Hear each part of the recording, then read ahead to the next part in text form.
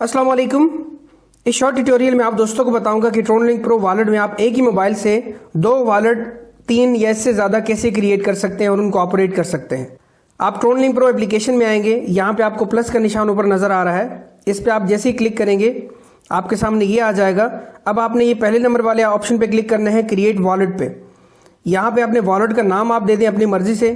TronLink pro का जो पहले से पासवर्ड आपने दिया हुआ है वही पासवर्ड ऊपर दें और वही पासवर्ड नीचे दें। इसके बाद आपने क्रिएट वॉलेट पे क्लिक करना है।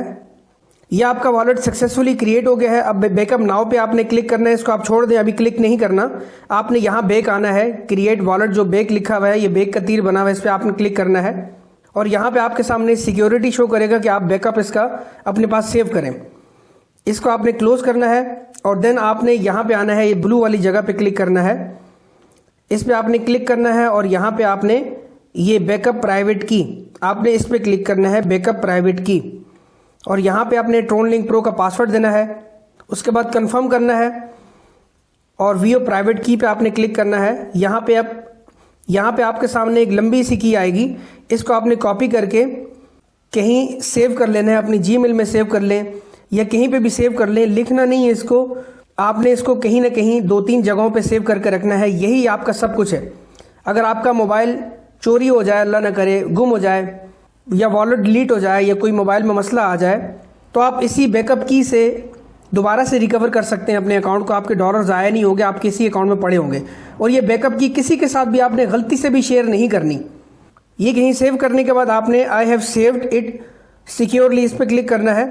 बस ये आपका अब वॉलेट सेव हो चुका है और अब आप देख सकते हैं ये वॉलेट आपके सामने शो हो चुका है। इसका अपना वॉलेट एड्रेस है जिस पे आपने डॉलर्स वगैरह मंगाने हैं। इसको आप कॉपी करके जिस किसी के साथ आप शेयर करना चाहें आप सेव कर सकते हैं। वैसे जैसे ही आप इस पर क्लिक करेंगे ये दोबारा से बैकअप मांगेगा, फिर आप बैकअप नाउ पे क्लिक करके ये बैकअप जो मेमोनिक्स हैं इनको भी आप सेव करना चाहें कर लें। ये दोनों एक ही फंक्शन से काम करते हैं, बैकअप प्राइवेट की भी और बैकअप मेमोनिक्स भी।